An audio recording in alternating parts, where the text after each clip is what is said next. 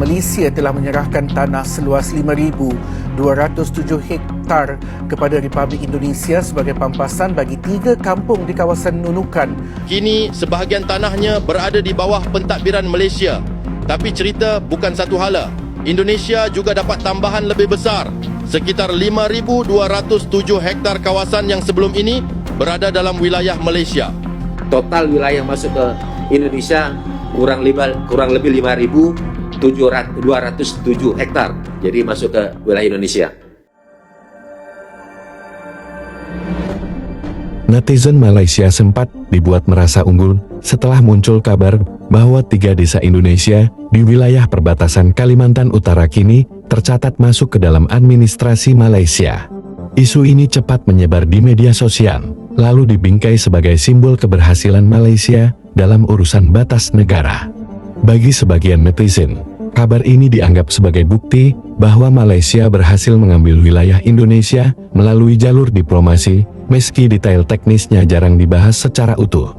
Namun di balik narasi kemenangan tersebut, sebagian netizen Malaysia yang mengikuti isu ini lebih dalam, justru mengungkap sisi lain yang jarang disorot. Mereka menyoroti fakta bahwa di segmen perbatasan yang berbeda, Malaysia disebut melepaskan kawasan hutan seluas hingga 5.000-an hektar kepada Indonesia sebagai bagian dari penataan ulang garis batas.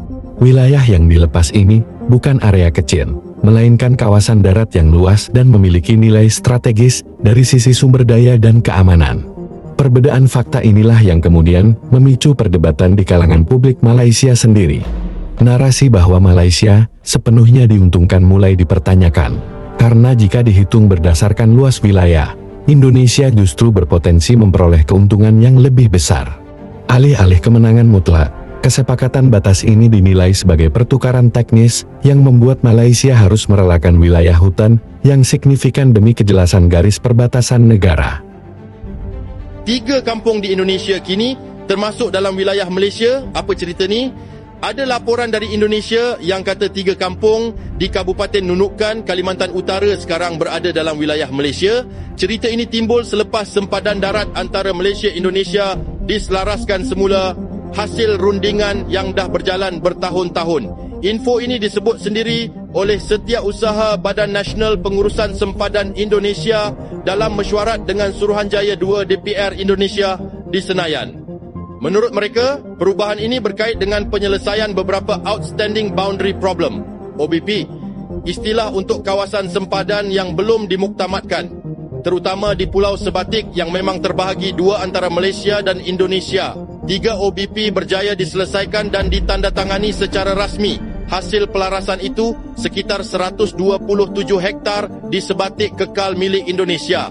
Dalam masa yang sama, disahkan 3 kampung Indonesia di kawasan OBP Sinapat dan Lumbis Hulu, Kabung Alor, Lepaga dan Tetagas. Kini sebahagian tanahnya berada di bawah pentadbiran Malaysia.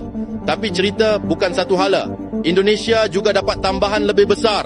Sekitar 5,207 hektar kawasan yang sebelum ini berada dalam wilayah Malaysia. Tanah itu dicadang untuk pembangunan sempadan termasuk pembinaan pos lintas batas Malaysia-Indonesia dan zon perdagangan bebas. Masih ada 4 segmen OBP di Kalimantan Barat yang belum selesai dan kini dalam proses tinjauan teknikal kedua-dua pihak. Isu sempadan ini bukan hal kecil. Ia sentuh soal kedaulatan, pentadbiran dan pembangunan masyarakat di kawasan sempadan. Jadi tak pelik kalau perkara ini terus jadi perhatian rakyat Malaysia-Indonesia dalam masa terdekat. Perdana Menteri Datuk Seri Anwar Ibrahim menafikan Malaysia telah menyerahkan tanah seluas 5,207 hektar kepada Republik Indonesia sebagai pampasan bagi 3 kampung di kawasan Nunukan, berhampiran sempadan Sabah, Kalimantan. Dalam jawapan ringkasnya, Anwar berkata Malaysia masih menjalankan rundingan dengan Indonesia berhubung isu pengukuran sempadan darat berkenaan. Sudah daripada jelas tak betul. Kena tengok. Beliau berkata demikian ketika ditemui selepas menghadiri Karnival Kebudayaan Madani dan Kenduri Rakyat Pulau Pinang 2026 di Sekolah Menengah Kebangsaan Pematang Pasir pada Sabtu. Sebelum ini, Menteri Sumber Asli dan Kelestarian Alam Datuk Seri Otter Joseph Kurup dilaporkan berkata, dakwaan berhubung perkara tersebut adalah tidak tepat selain penyelesaian isu persempadanan darat antara Malaysia dan Indonesia dibuat tanpa berlandaskan prinsip timbal balik, pampasan atau untung rugi. Katanya, rundingan berkaitan penandaan dan pengukuran di kawasan isu sepadan tertunggak dilaksanakan secara harmoni antara kedua-dua negara selaras dengan undang-undang antarabangsa dan perjanjian sempadan sedia ada. Pada 22 Januari lalu, Berita Detik melaporkan 3 perkampungan Indonesia di Kabupaten Nunukan, wilayah Kalimantan Utara kini berada dalam wilayah Malaysia susulan peralihan garisan sepadan antara kedua-dua negara. Perkara itu dimaklumkan oleh Setiausaha Badan Pengurusan Sepadan Indonesia BNPP, Komisioner Jeneral Polis Makruzi Rahman dalam mesyuarat bersama Suruhanjaya 2 Dewan Perwakilan Rakyat DPR Indonesia di Jakarta Pusat. Beliau berkata, 3 Outstanding Boundary Problem OBP atau isu sempadan telah dipersetujui secara rasmi melalui pemeteraian Memorandum Persefahaman pada mesyuarat bersama Indonesia Malaysia ke-45 yang berlangsung di Pulau Sebatik pada 18 Februari 2025. Kemudian terdapat 4 segmen OBP di sekitar sektor barat Kalimantan Barat yang belum kita tuntaskan, yaitu di D400, OBP D400, Gunung Rayan, Sibuan dan Batu Aum dalam tahap survei lapangan secara unilateral tim teknis perundingan RI dan pelaksanaan informasi diskusi antara untuk membahas TOR dan SOP. Yang keempat, pada wilayah X OBP Sinapat dan Kecamatan Lubis Hulu, Kabupaten Nunukan, terdapat 3 desa yang sebagian wilayah masuk ke wilayah Malaysia. Ini petanya nih, yang masuk ke Malaysia. Ya. Kemudian kita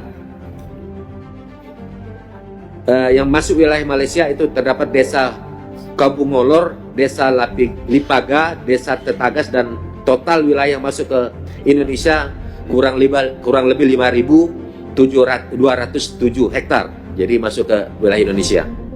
Kemudian ada tambahan kurang lebih 5.207 hektar ini lahan sebelumnya menjadi wilayah Malaysia diusulkan menjadi mendukung pembangunan kawasan perbatasan sebagai pengganti kawasan hutan untuk pembangunan PLBN dan pengembangan Free Trade Zone.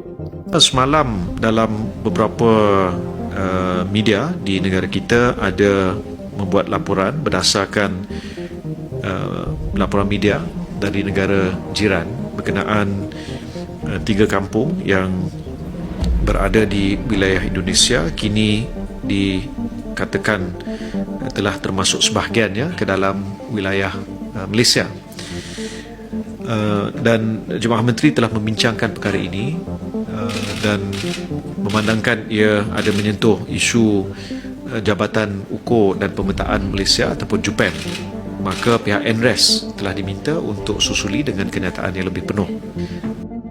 Bagaimana pendapatmu mengenai ini, Sob? Tulis di komentar.